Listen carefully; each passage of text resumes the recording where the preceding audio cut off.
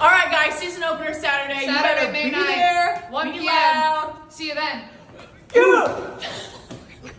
It's perfect. Hey fans, we're here with the Fever Girls. We just want to say we got a game Saturday, and we need you guys not only Saturday but the entire season. So we appreciate you guys.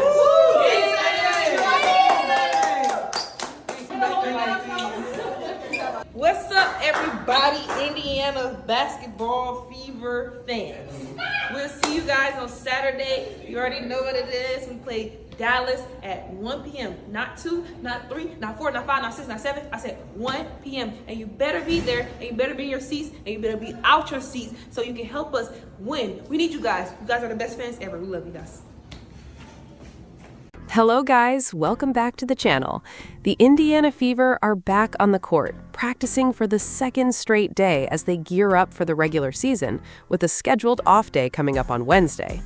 There's a clear sense of focus and urgency around this group right now, especially with opening day right around the corner on Saturday against the Dallas Wings.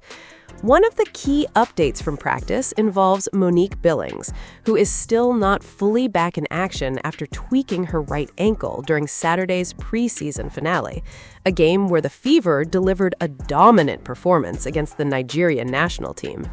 The injury happened during a rebound attempt where she came down awkwardly on an opponent's foot, jamming that same right ankle. It's worth noting this is an area she has had trouble with in previous seasons, so the team is understandably being cautious. Even so, there are positive signs. Billings was present at practice and in uniform, which suggests she's progressing and staying engaged with the team as she works her way back. Tuesday's practice session stood out for its intensity. It was highly physical, featuring a lot of live action and competitive reps. This wasn't a light walkthrough. This was a team pushing itself, sharpening execution, and building chemistry ahead of a crucial season opener. The Fever clearly understand the importance of starting strong, especially in a competitive matchup against Dallas. Another name to watch is Justine Pissott. The rookie, currently on a player development contract, is still working her way toward full live-action readiness. She's not quite there yet in terms of game speed participation, but she is actively putting in work, getting shots up, spending time in the weight room, and working closely with development coaches on the court. It's a steady progression, and the focus right now is clearly on long-term growth rather than rushing her into action. Practice also had a special presence. Tamika Catchings, a true icon of the franchise, the Hall of Famer, now serving as an ambassador for the organization, was in attendance and actively involved. She walked through practice, connecting with players, offering encouragement, and, of course, delivering her well-known heartfelt hugs. Moments like that matter. They reinforce culture, legacy, and the standards this franchise expects. During stretching, Catchings spent time in conversation with head coach Stephanie White. That interaction alone says a lot about the continuity between past and present, experience, meeting leadership, all aligned toward the same goal. Before practice, Coach White also addressed the media alongside Caitlin Clark and Lexie Hull. Lexie provided an important update on her condition. She missed the entire preseason due to a tight hamstring, something she has been carefully managing. According to her, it's simply tightness, nothing more serious, but still something that requires caution. She expects to be available for Saturday's opener, though she's uncertain about her minutes. The likely scenario is a gradual return, potentially with a minutes restriction based on how she feels physically and how the staff wants to manage her workload. That approach makes sense. Hamstring injuries are notoriously tricky. If they're not handled properly from the beginning, they can linger and become a recurring issue. The last thing this team wants is for something minor now to turn into a major problem later in the season, or worse, during playoff time. Despite that, Lexie Hull remains in high spirits, and she's not alone. There's a noticeable level of excitement throughout the roster. This team is ready to get started. At the same time, there's also a sense of unfinished business. Injuries disrupted their rhythm last season, repeatedly halting momentum just as things were starting to come together. It's something that clearly still sits with this group. A perfect example is Kelsey Mitchell. Her situation last season highlighted just how demanding things became. She was so physically drained, so fatigued, that her body simply gave out during a critical moment, unable to finish the closing minutes of an overtime Game 5 loss in Las Vegas. That kind of experience leaves a mark, and it fuels motivation heading into a new season. That competitive mindset is reflected in how this team approaches even preseason games. The philosophy is simple. Treat everything like it matters. Prepare for Game 1 the same way you would for Game 29 or the playoffs. There's also a strong awareness of perspective. Opening day can feel massive, overwhelming even, but internally, the focus is on consistency, staying grounded, sticking to routine, and not letting the moment become bigger than the process. Because when you zoom out, the season is long. By the time you reach Game 40, the details of opening night might not even stand out. What matters is the body of work, the growth, and the results over time. There's also a deeply personal drive within this team, an internal standard, the desire to improve, to analyze performance, to push for better results every single day. That balance between holding yourself accountable and still allowing room for growth is what defines high-level competitors.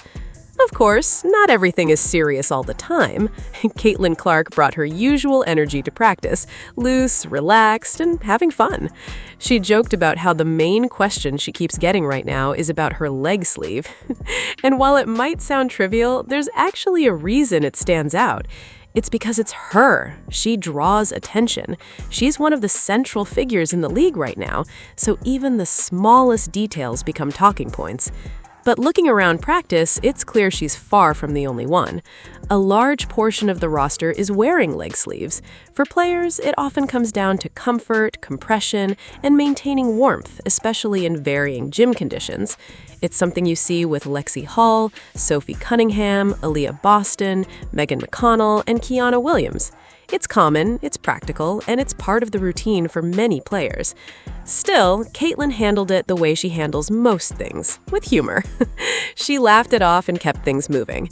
Beyond that, the team also touched on broader topics: mental health, overall team well-being, and the collective excitement heading into the opening game. All signs point to a team that is locked in, motivated, and ready to take the next step. So as practice wraps up, you can see the pieces coming together.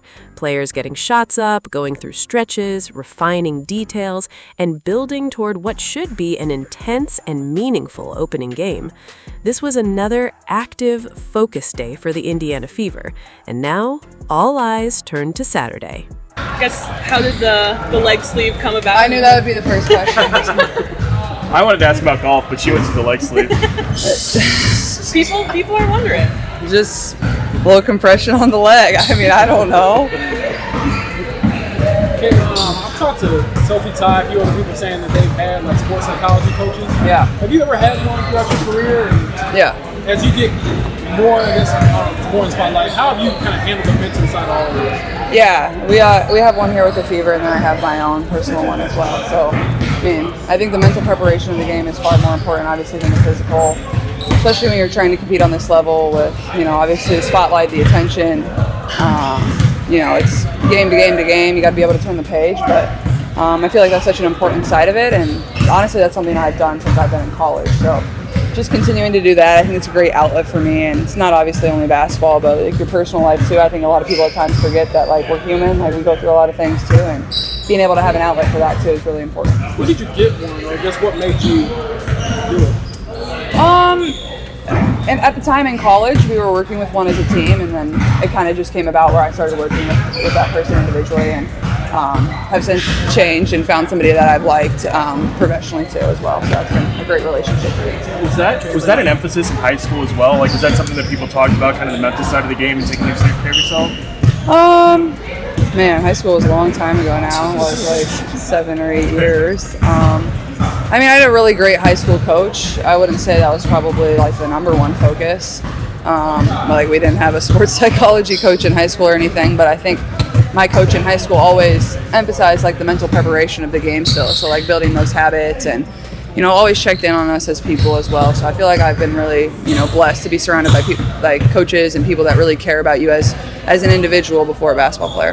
Okay, I know this that time last year was not easy at all. Yeah. Now the moment is finally here. Yeah. You personally, inside, how are you feeling about this opportunity to be able to go out there and finally get a chance to play the real game? Yeah, absolutely. Just really excited more than anything. And like even the preseason games were really fun for myself too. Like I treat those like real games. I treat those like the playoffs.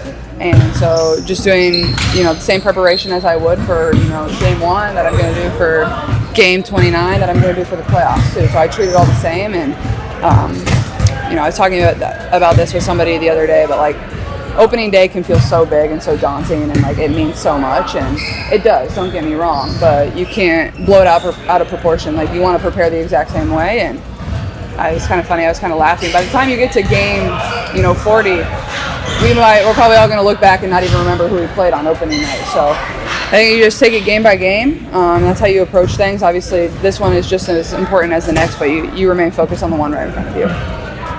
How do you feel about the last 10 days of practice, getting you all prepared for the start of the season and where you guys might be at entering this point? Yeah, I feel great.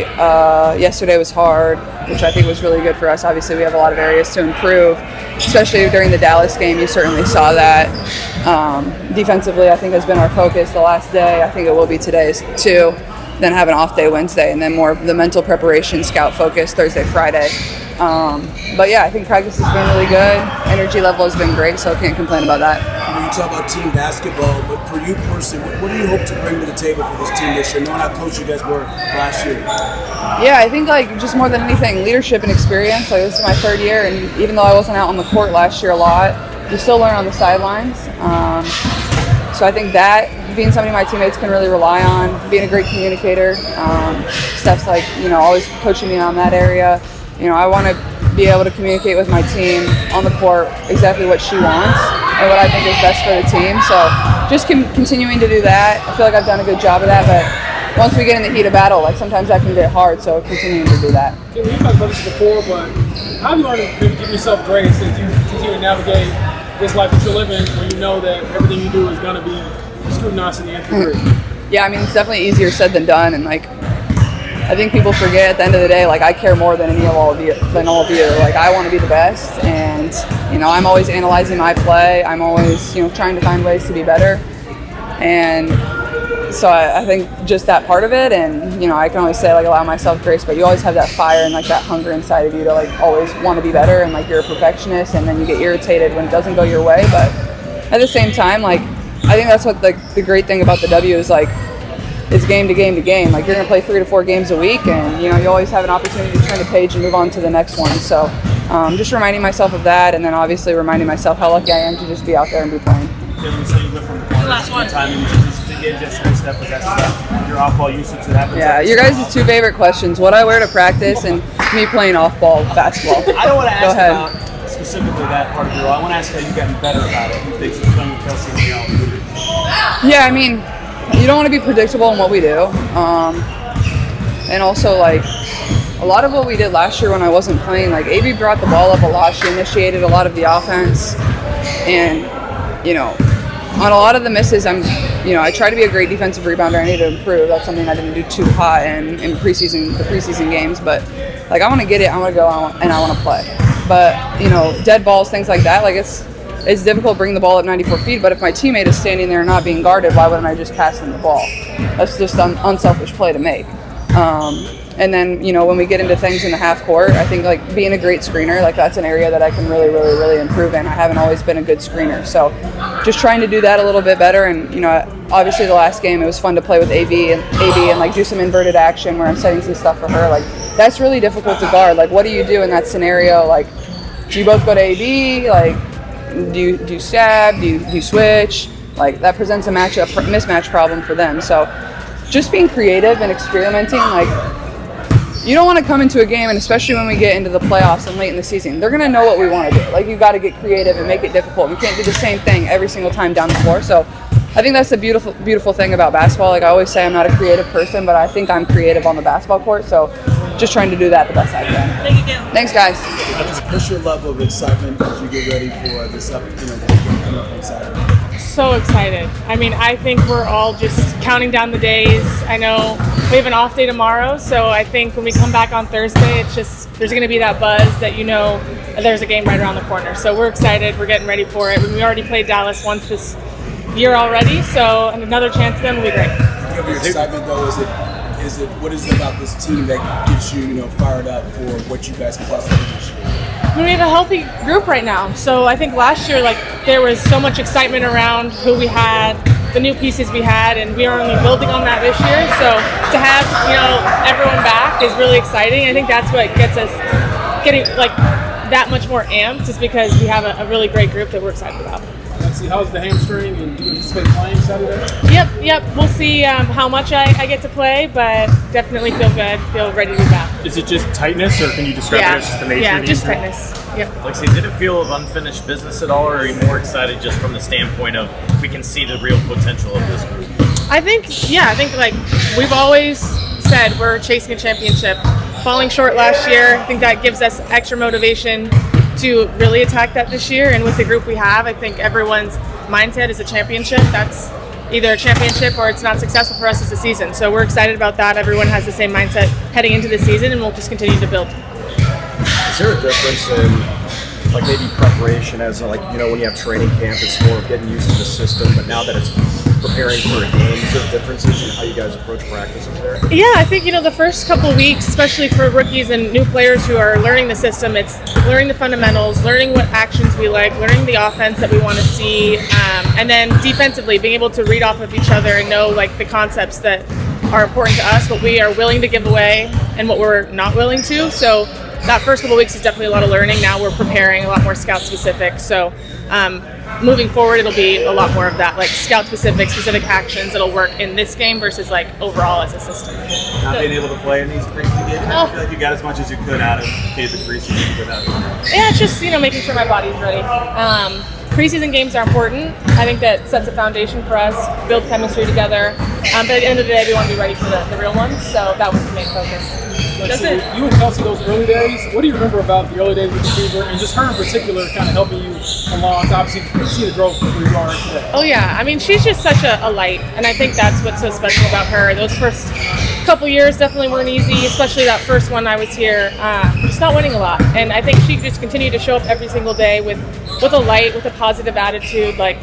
As a rookie coming in, you don't know what to expect, and then when you're thrown into a fire of a lot of losses, it can be very easy to just hate coming to your work every day. And I think she just showed up every single day being just the best type of pro you could ask for, the best type of leader you could ask for, just leading by example. And she continues to bring that every single day, even this season. Do you think you influence Caitlin's leg sleeve fashion? We have a lot of leg sleeves around here these days, so I think everyone's liking the look.